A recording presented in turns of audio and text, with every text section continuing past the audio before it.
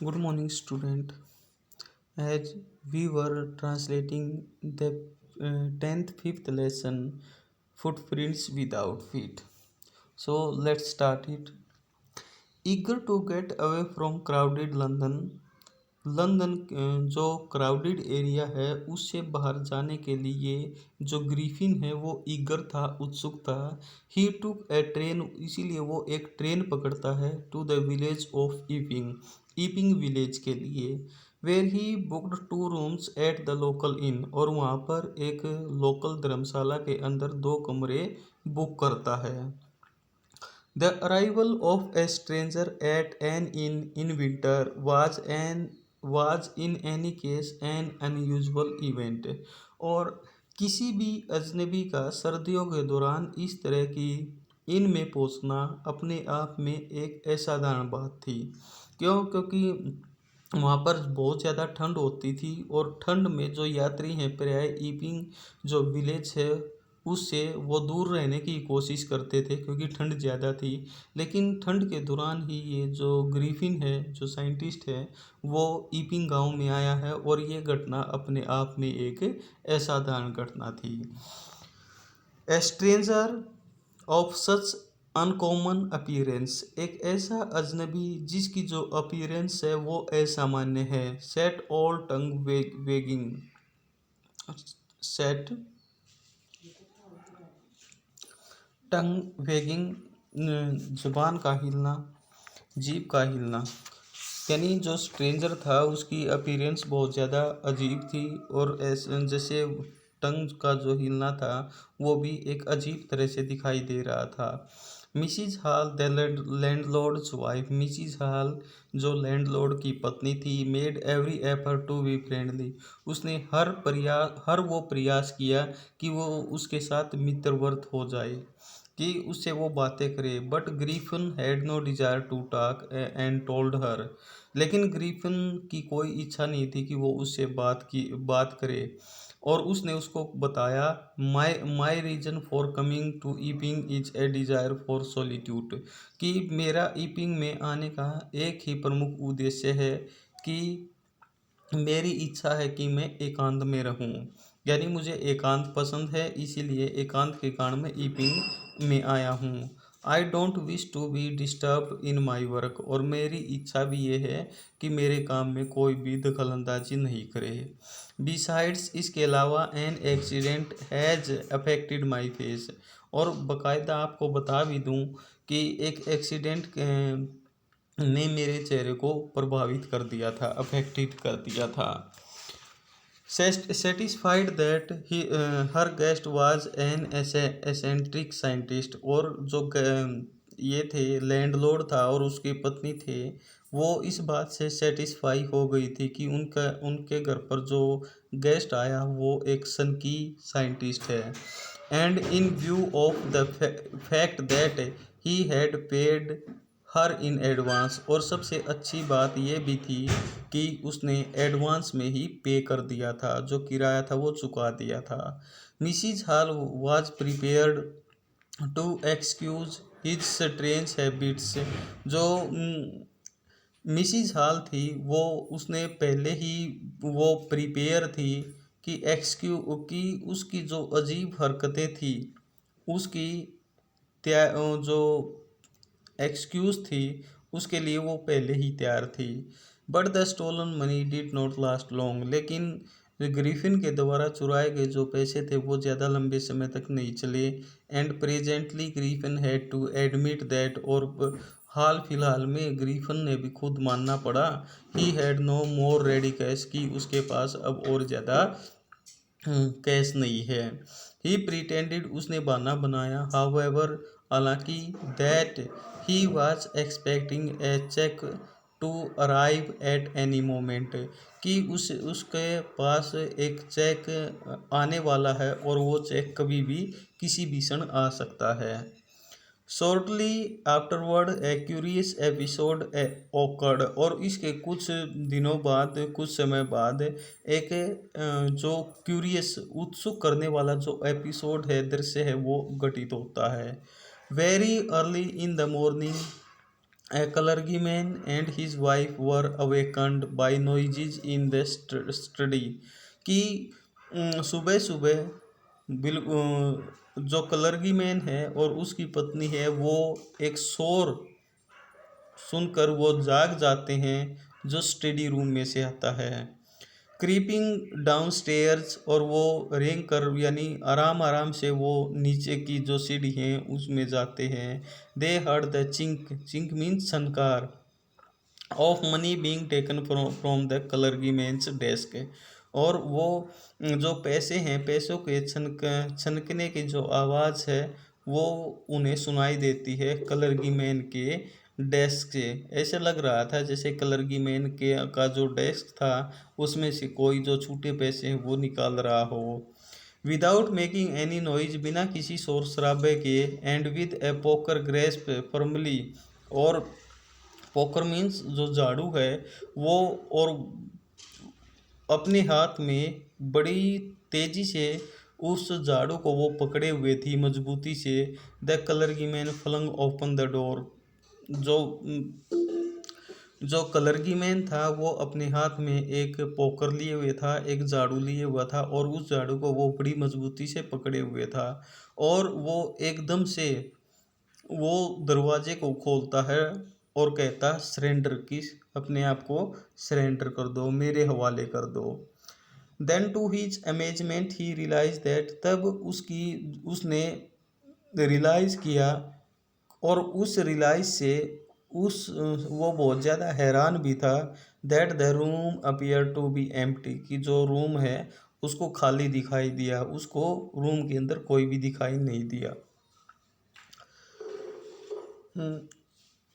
Even हाँ, he and his wife looked under the desk, यहाँ तक वह और उसकी पत्नी ने डेस्क के अंदर भी देखा।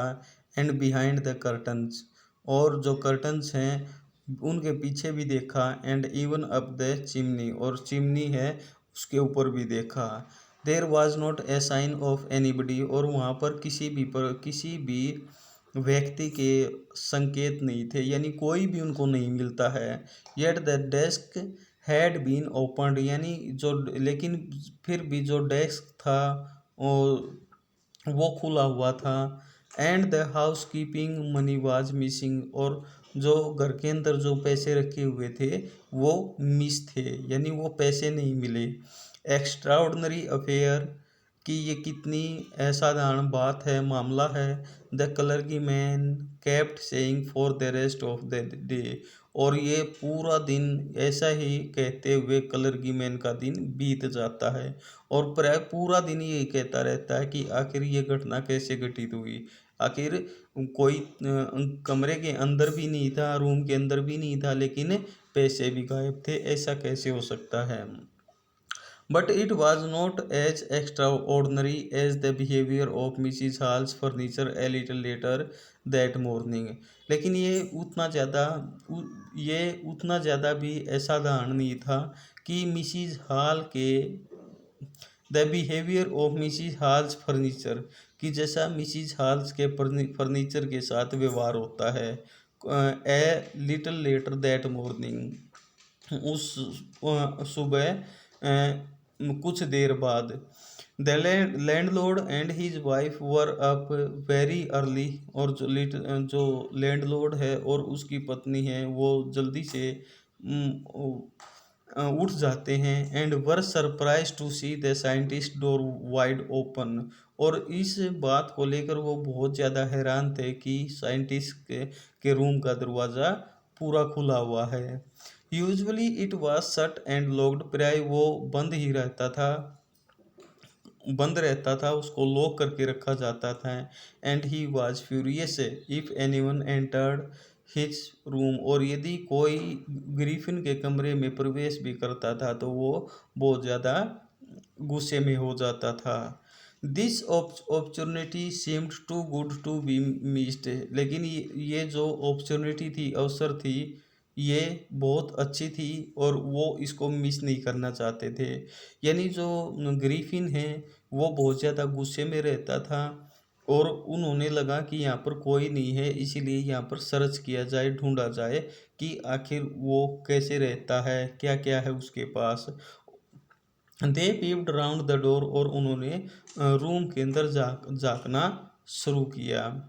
सा नोबडी, और उन्होंने देखा कि यहाँ पर कोई भी नहीं है। एंड डिसाइडेड टू इन्वेस्टिगेट, और इसकी जांच पड़ताल करने का निर्णय लिया। The bed clothes were cold, कि जो बेड क्लोथ थे वो ठंडे हो चुके थे। शोविंग दैट, ऐसा लग रहा था the scientist must have been up for some time, कि जो साइंटिस्ट है वो कुछ समय पहले ही उठकर चला गया है। And the stranger still the clothes and the bandages that he always were laying about the room, और वो अजनबी जो वो कपड़े पहनता था, वो जो बैंडेजेस लगाता था मुंह के ऊपर, वो कमरे के अंदर इधर उधर बिखरी पड़ी थी।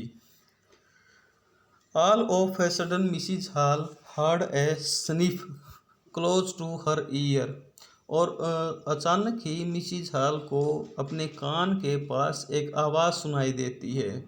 ए moment later the hat on the bed post left up, और जल्दी ही एक क्षण के बाद ही एक हैट जो बेड पोस्ट पर रखा हुआ था वो उठता है, and dashed itself into her face, और उसके चेहरे पर जा लगता है। जैसे किसी हॉरर फिल्म में देखते हैं कि कोई हैट है अपने आप उठ जाता है और फिर जो वहाँ पर खड़ा हुआ है उसके चेहरे को लगता है, ऐसा ही इसमें भी घटित होता है। Then the bedroom chair become alive, और तब जो बेडरूम की जो चेयर थी वो भी जिंदा हो जाती है। स्प्रिंगिंग इनटू द एयर, उसको हवा में हिलाया जाता है, वो हवा मिलती है। And it charge straight to her, वो और उसकी उसकी तरफ वो सीधी आती है, लेग फॉरमोस्ट, और उसकी जो टांगे थी चेयर की वो आगे की तरफ थी। As she and her husband turned away in terror, जैसे वह और उसकी पत्नी आतंक के कारण, भय के कारण वो मुड़ जाती हैं। The extraordinary chair pushed them both out of the room, और जो वो असाधारण चेयर थी वो दोनों को रूम से बाहर कर देती है, उनको धक्का दे देती है। And then appear to slam and lock the door after them, और फिर स्लैम प्रकट होता है और जो डोर है वो इसके बाद लॉक हो जाता है। Mrs Hall almost fell down the stairs in hysterics, और मिसिज हॉल जो मिसिज हॉल है वो तकरीबन स्टेयर्स पर बेहोश हो जाती है, ऐसा अपने आप को मूर्छित महसूस करती है। She was convinced that the room was haunted by spirits, और वो समझना शुरू कर देती है कि ये जो रूम है ये आत्माओं का अड्डा है, हॉन्टेड बन चुका है। And that the stranger had somehow caused these the enter into her furniture, और जो स्ट्रेंजर था किसी भी तरीके से caused these two enter into her furniture, और उसने सोचा कि कोई अजनबी जो प्रेत आत्मा है उसने उसके फर्नीचर में प्रवेश कर लिया है बिना किसी कारण के। My poor mother used to sit in that chair she moaned, और वो कहराते हुए कहती है कि जो मेरी बेचारी माँ थी वो इस चेयर पर बैठा करती थी।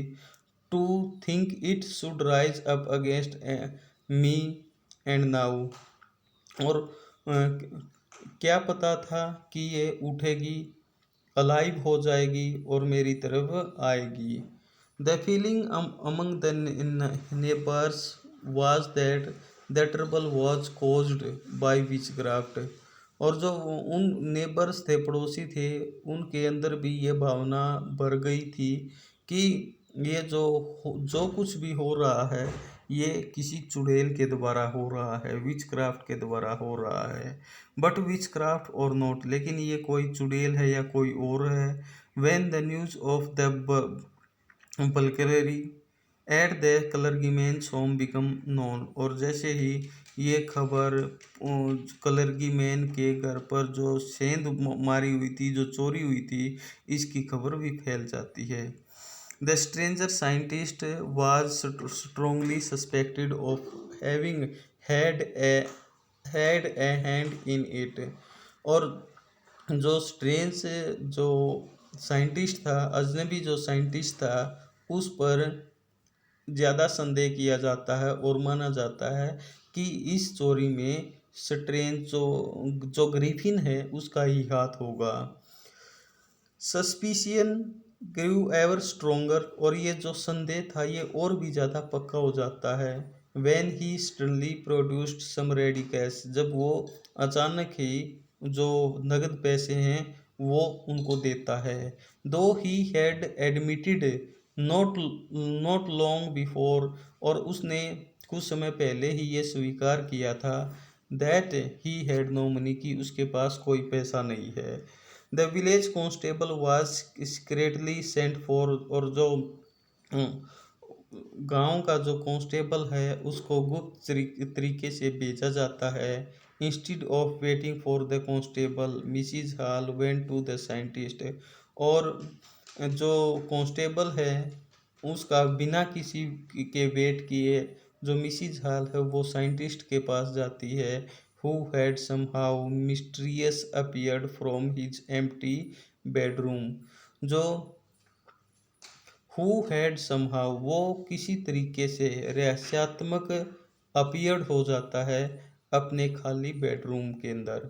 यानी जो जो मिसिज हॉल है वो यानी अंदर वो नज़र रखती है कि कमरे के अंदर, घर के अंदर कोई नहीं आया है, लेकिन ये चीज़ देखकर वो और ज़्यादा अजीब मानती है कि कोई अंदर भी नहीं आया है, लेकिन किस प्रकार से अजीब तरीके से जो ग्रीफिन है वो कमरे के अंदर किस प्रकार से उसने प्रवेश किया, जबकि वहाँ पर कोई भी नहीं था। I want to know what you have been doing to my chair upstairs, she demanded. उसने डिमांड करते हुए उसने पूछा कि मैं जानना चाहती हूँ कि आखिर तुम सीढ़ियों से ऊपर मेरी चेयर के साथ क्या कर रहे थे। And I want to know how it is you came out in and empty room, और मैं ये भी जानना चाहती हूँ कि एक खाली कमरे में आप किस प्रकार से प्रकट हो गए। And how you entered A locked room, और आपके कमरे को लॉक कर दिया गया था और लॉक्ड रूम के अंदर आप किस प्रकार से आए। The scientist was always quick tempered, और ये जो साइंटिस्ट था वो क्विक टेम्पर्ड वाला था, यानी जल्दी से वो गुस्से में आने वाला था। नाउ ही बिकम फ्यूरियस, अब वो फ्यूरियस हो जाता है, गुस्से में हो जाता है। एंड और कहता है यू डोंट अंडरस्टैंड हु और व्हाट आई एम, क्या तुम समझे नहीं कि मैं कौन हूँ और क्या हूँ। ही शाउटेड, उसने चिल्लाते हुए कहा। वेरी सून, जल्दी ही, आइल शो यू, जल्दी ही मैं आपको दिखाऊंगा। Suddenly he threw off bandages, whiskers, spectacles and even nose, और जल्दी ही वो पट्टियाँ, वो मूछें, वो चश्मे और वो जो फॉल्स नोज लगाई थी उसने, उसको वो फेंक देता है।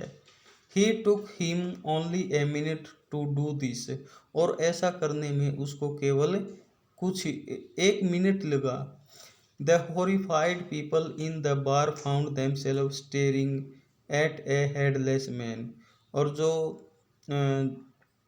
बार में द हॉरिफाइड पीपल, जो आतंकित व्यक्ति थे, इन द बार, जो बार में थे, फाउंड देमसेल्व स्टेरिंग ए हेडलेस मैन, और एक हेडलेस आदमी को देखकर वो हेडलेस यानी एक बार के अंदर व्यक्ति बैठे हुए थे, और वो व्यक्ति एक ऐसे व्यक्ति को देखकर हैरान हो जाते हैं जिसका सिर ही नहीं था, यानी कपड़े थे, जूते थे, केवल वो ही दिखाई दे रहे थे।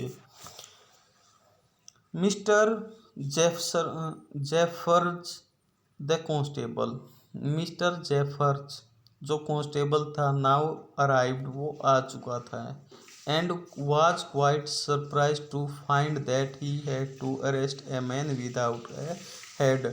और वो इस बात को लेकर अचंभित था कि उसे उस व्यक्ति को अरेस्ट करना है जिसका कोई सिर नहीं है। But Jeffers was not easily prevented from doing his duty. लेकिन जो जेफर्स था वो अपनी ड्यूटी से कहाँ मतलब मानने वाला था, यानी हर हाल में अपनी ड्यूटी को करने वाला था, वो इसको त्यागने वाला नहीं था। कि उसने कहा कि उसने सोचा होगा कि मतलब अरेस्ट करना है चाहे व्यक्ति का सिर हो या न हो। If A magistrate warrant ordered A persons arrest, यदि जो मजिस्ट्रेट है, जज है, वो वारंट देता है, ऑर्डर देता है एक व्यक्ति को अरेस्ट करने के लिए, then the person had to be arrested, तो उस व्यक्ति को अरेस्ट किया जाता है, विद और विदाउट हिज हेड, चाहे उसका सिर हो या न हो। There followed a remarkable scene at the policeman try to get hold of a man. लेकिन वहाँ पर एक रिमार्केबल सीन क्रिएट हो जाता है जैसे ही जो पुलिसमैन है उस आदमी को पकड़ने की कोशिश करता है। Who was becoming more and more invisible as he threw off one garment after another, क्योंकि वो जैसे जैसे वो कपड़े उतारता जाता है ग्रीफिन, वैसे वैसे वो अदृश्य होता जाता है, इसीलिए ये जो सीन था और ज़्यादा रिमार्केबल हो जाता है। Finally A shirt flu into the air, और अंत में जो शर्ट है वो हवा में उछाल दी, and the constable found himself struggling with someone he could not see at all. कि जो कांस्टेबल था, जेफर्स था, वो अपने आप को अनेबल पाता है कि क्योंकि जिस व्यक्ति को वो अरेस्ट करने के लिए आया था वो अब उसको दिखाई नहीं दे रहा था।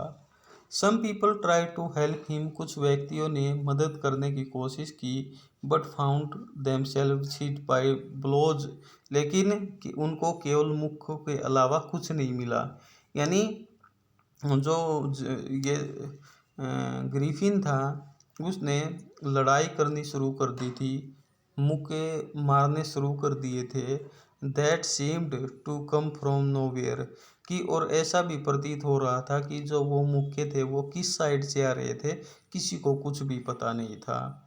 इन द एंड, अंत में जेफर्स वाज नॉक्ड अनकॉन्शियस, अंत में जो जेफर्स है वो अनकॉन्शियस हो जाता है जैसे ही उसको मुक्का लगता है।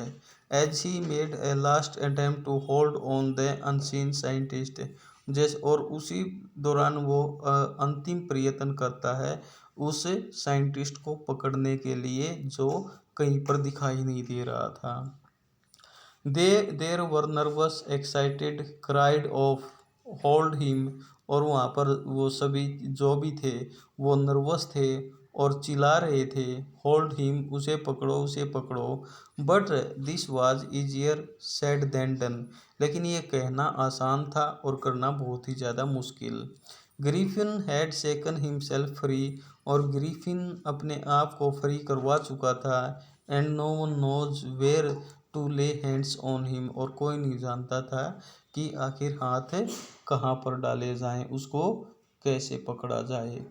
Written by H.G. Wells।